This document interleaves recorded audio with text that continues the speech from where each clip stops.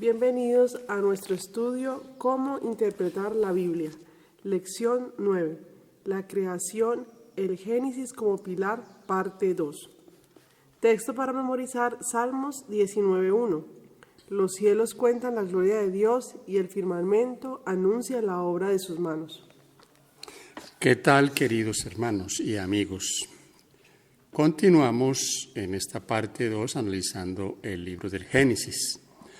Como vimos en nuestro primer estudio, el Génesis es un libro fundamental en la Biblia. El libro de los orígenes nos presenta paso a paso toda la historia, de principio a fin. Es interesante notar que muchos grandes pensadores se inspiraron en las Escrituras para explorar el mundo creado por Dios.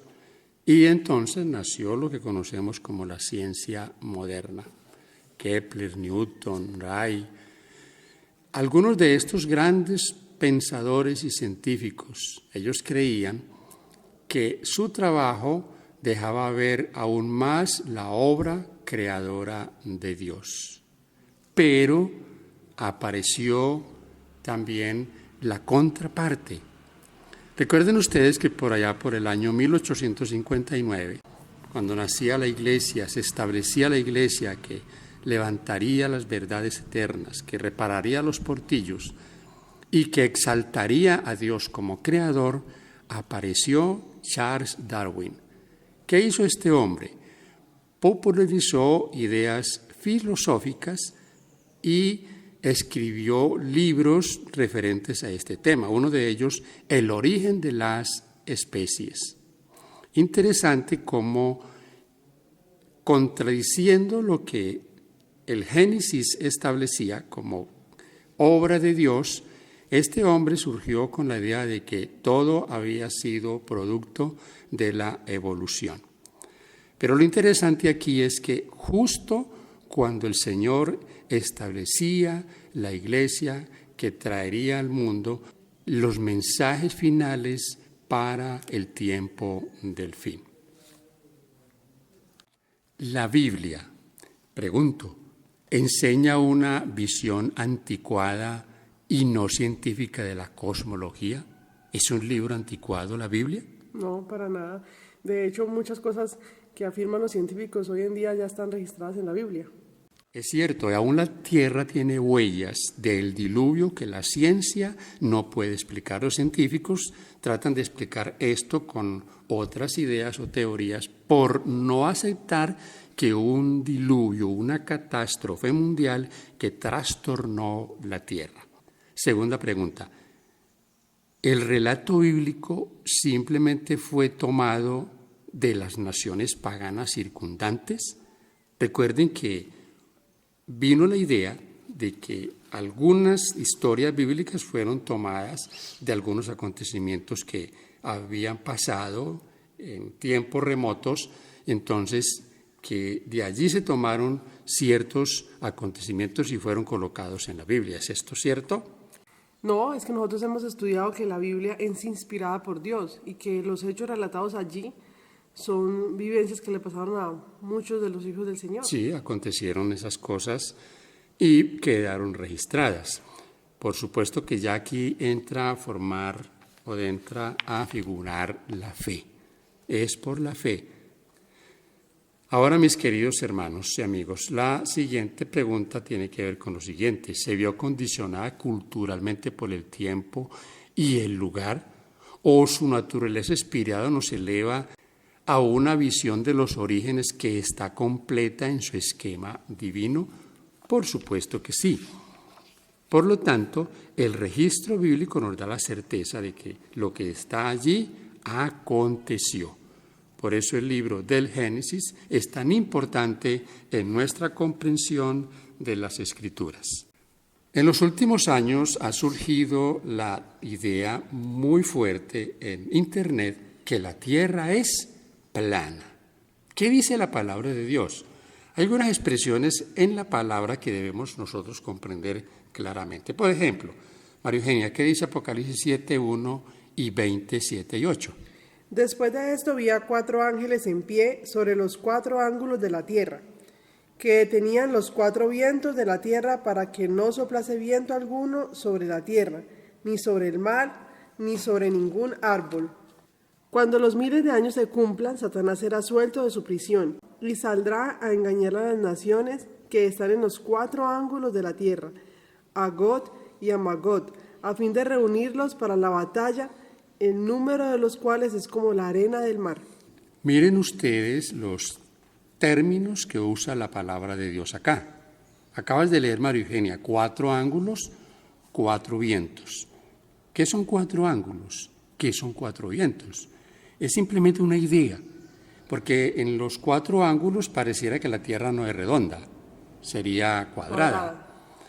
Entonces, interesante que la Biblia nos presenta esto de una manera figurada. Nosotros debemos comprenderlo. No hay 4 vientos, pero hay 4 ángeles que están deteniendo esos vientos que ya sabemos son las pasiones humanas, son los conflictos en el mundo que los ángeles retienen para que el hombre no se autodestruya. Nosotros tenemos una expresión, el sol se está poniendo, ¿sí? O el sol se está ocultando. Sabemos ya que la tierra es la que se mueve, no el sol, pero lo comprendemos cuando alguien dice la tierra, el sol se está poniendo, ¿usted comprende? Claro. Se está ocultando. Miremos un caso, en el caso de que algunos discuten este punto, y hay personas que, aún adventistas, que dicen que la tierra es plana y que porque la Biblia dice que Josué, por ejemplo, en el capítulo 10 de Josué, en el versículo 12, Josué dice, sol, detente en Gabaón. Ahora, la pregunta aquí es, ¿tenía Josué la obligación de saber asuntos científicos? No. No tenía por qué saberlo. Josué no sabía que era la tierra la que se movía. Algunos toman que sí, que tenía que saberlo y por eso él mandó al sol detenerse. Y hoy sabemos que lo que se detuvo no fue el sol. Fue la tierra. Fue la tierra la que se detuvo. Vamos ahora a leer 2 pasajes más que nos ayudan a aclarar este asunto. María Eugenia, Job 26, 7 al 10, e Isaías 40, 21 y 22.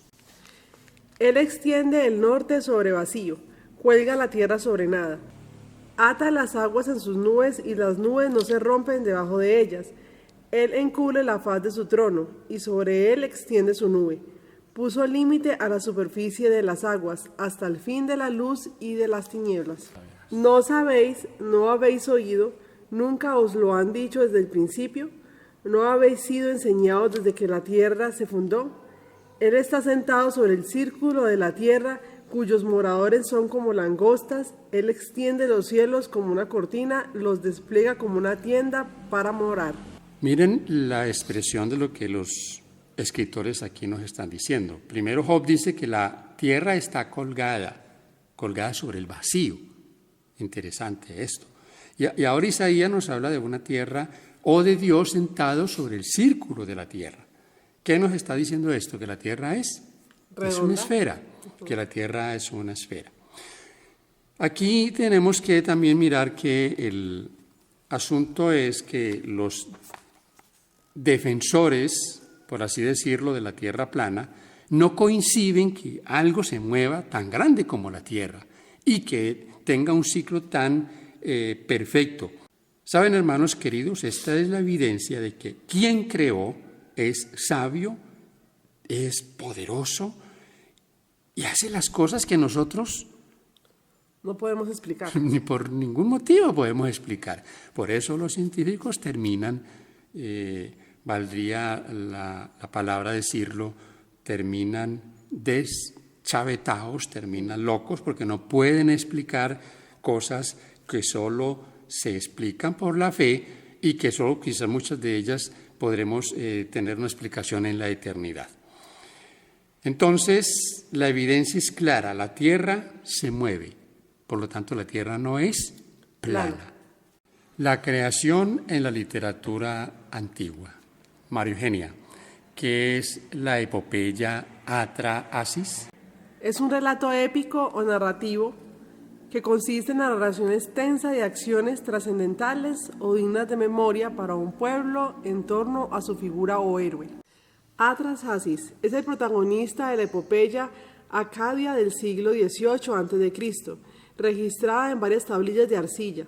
Las tablillas de Atrahasis incluyen tanto el mito de creación como del diluvio. Por lo menos miremos algunas comparaciones en cuanto a esta epopeya. Primero, en la epopeya el hombre trabaja para los dioses, para que los dioses puedan descansar. En Génesis, Dios crea la tierra y todo lo que hay en ella para la humanidad como el punto culminante de la creación. Y luego descansa con ella. En Génesis, los seres humanos también son puestos en un jardín y se los invita a estar en comunión con Dios y cuidar de su creación, un concepto que no se encuentra en Atrahasis. 2. En Atrahasis, un dios menor muere y su sangre se mezcla con barro para formar 7 machos y hembras.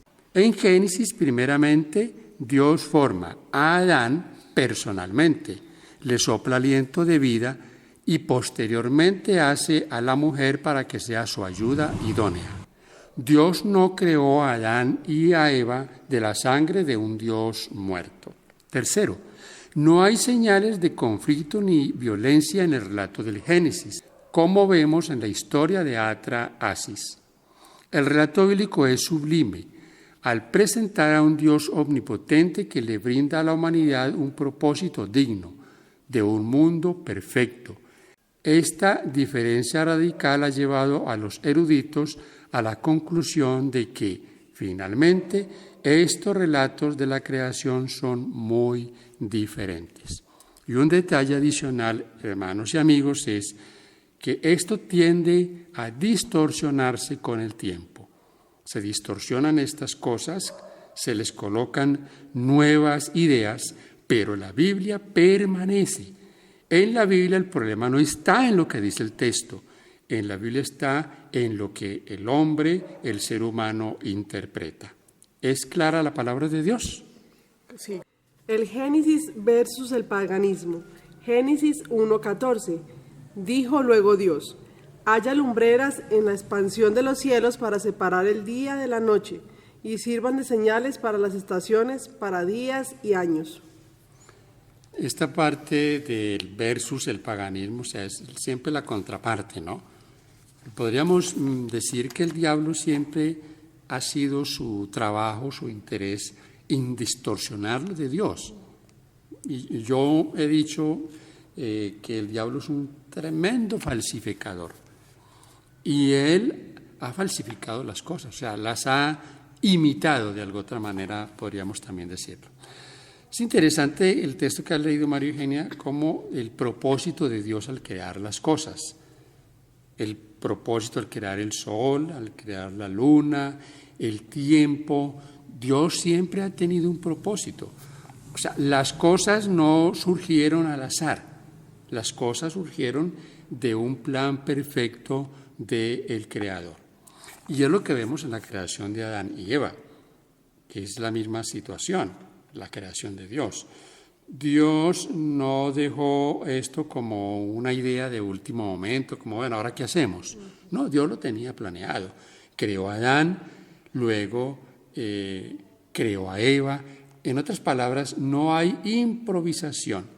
Lo que relata la palabra de Dios es que es el punto culminante en la creación de Dios. Y como se conoce, el hombre es la corona de la creación.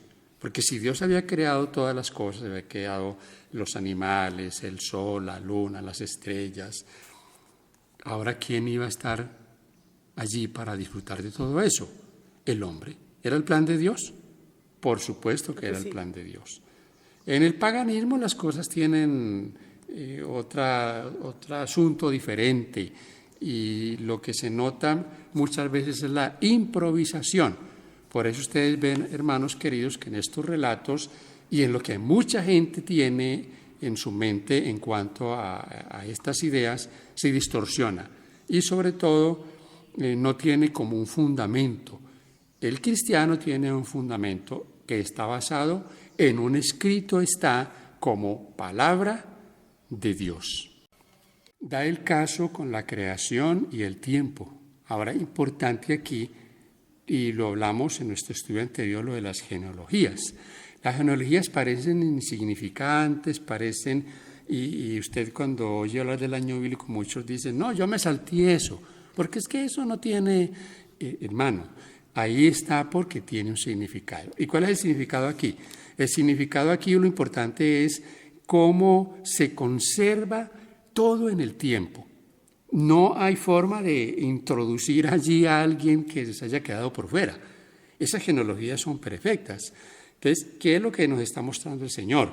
Primero, el orden de las cosas y el orden del tiempo. Cada uno de estos hombres tuvo sus hijos, vivió cierto tiempo, murió, pero viene ahora su descendencia de una manera perfecta. Por eso está las genealogías de Génesis 5 y el capítulo 11.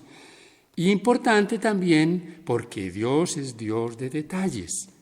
Muchos de estos detalles son valiosos y sobre todo cómo el Señor le da importancia a sus criaturas y los incluye en sus planes. Quiero que Mario Eugenia nos lea por favor 1 Timoteo 1:4 y Tito 3:9. Ni presten atención a fábulas y genealogías interminables, que acarrean disputas más bien que edificación de Dios, que es por fe. Así te encargo ahora. Pero evita las cuestiones necias y genealogías, y contenciones, y discusiones acerca de la ley, porque son vanas y sin provecho. Ahí está, claro, en lo que el apóstol Pablo dice. Hay discusiones que no tienen ningún provecho, no tienen ninguna edificación. La creación en la Escritura. Interesante que al leer estos pasajes encontramos cómo se registra o cómo registran los escritores o hacen referencia a lo que está en el Génesis, por lo menos. Mateo 19, 4 y 5, varón y hembra los hizo. ¿Dónde está esto? Está en el Génesis. Marcos 10, 6 al 9, lo que Dios juntó, el mismo concepto del Génesis. ¿Qué dijo el Señor Jesús en cuanto a qué haría Dios con la sangre de los profetas, la sangre de Abel? Dice que Dios demandaría la sangre de los profetas. Juan 1 al 3, en el principio. ¿Y dónde está ese principio? Está en el Génesis. Hechos 14, 15. Adoren al Dios que hizo el cielo y la tierra. Esta referencia es la referencia a la adoración a Dios que encontramos en el Génesis. El apóstol Pablo se refiere a la creación de Dios. 1 Timoteo 2, 12 al 15. Santiago, hecho a la semejanza de Dios, Santiago 3, 9. El apóstol Pedro habló de la salvación de los que entraron al arca en el diluvio. Interesante que el Apocalipsis nos habla de que Dios volverá a crear cielos nuevos y tierra nueva. Apocalipsis 21 y 22. Jesús y los escritores del Nuevo Testamento se remiten a Génesis. No hay duda que la Biblia es un compendio completo y que cada libro es fundamental en el plan de salvación. La Biblia es la historia más abarcadora e instructiva que los seres humanos poseen. Vino fresca de la fuente de verdad eterna y una mano divina ha conservado su pureza a través de todas las edades. Solo aquí podemos encontrar una historia de nuestra raza, libre de la mancha, del prejuicio y el orgullo humano. Se me mostró que sin la historia bíblica, la geología no puede probar nada. Los vestigios hallados en la tierra dan evidencia de un estado de cosas que difiere en muchos aspectos del presente. Pero el momento de su existencia y por cuánto tiempo han estado estas cosas en la tierra solo deben interpretarse mediante la historia bíblica. Quizás sea inocente conjetuar más allá de la historia bíblica. Si nuestras suposiciones no contradicen los hechos encontrados en las Sagradas Escrituras, pero cuando los hombres abandonan la palabra de Dios con respecto a la historia de la creación y tratan de explicar las obras creadoras de Dios con los principios naturales, se encuentran en un océano ilimitado de incertidumbre. Dios nunca les reveló a los mortales exactamente cómo realizó la obra de la creación en 6 días literales. Sus obras creadoras son tan incomprensibles como su existencia. Muchas gracias por acompañarnos en este estudio y compartirlo. Bendiciones para todos.